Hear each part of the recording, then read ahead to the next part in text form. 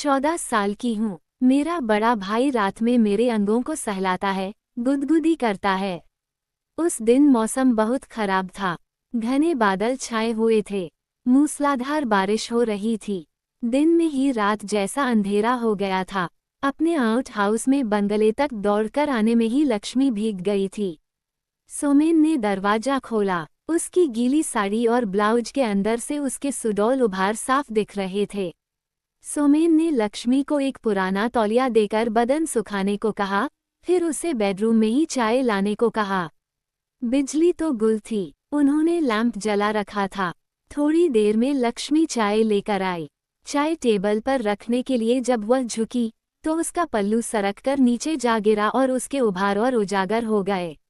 सोमेन की सांसें तेज हो गईं और उन्हें लगा कि कनपटी गर्म हो रही है। लक्ष्मी अपना पल्लू संभाल चुकी थी। फिर भी सोमेन उसे लगातार देखे जा रहे थे।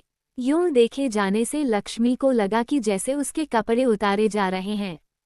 इतने में सोमेन की ताकतवर बाजुओं ने उसकी कमर को अपनी गिरफ्त में लेते हुए अपनी ओर खींचा।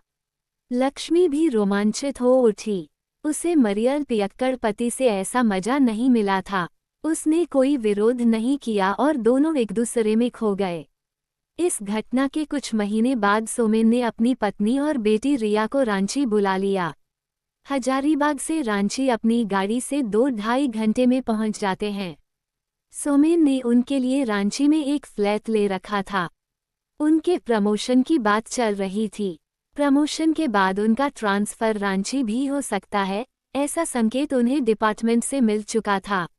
इधर लक्ष्मी भी पेट से हो गई थी। इसके पहले उसे कोई औलाद न थी। लक्ष्मी के एक बेटा हुआ। नाकिनक्श से तो तुम्हारे सामने है। पापा, हम दोनों पिछले 5 सालों से एक दूसरे को चाहते हैं। आखिर उसमें क्या कमी है? वो एक आदिवासी है और हम ऊंची जाति के शहरी लोग हैं। पापा, आजकल ये जात पात ऊंच नीच नहीं देखते। गोपाल भी एक अच्छा डॉक्टर है और उससे भी पहले बहुत नेक इंसान है।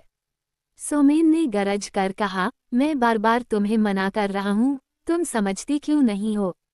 पापा, मैंने भी गोपाल को वचन दिया है कि मैं शादी उसी से करूंगी।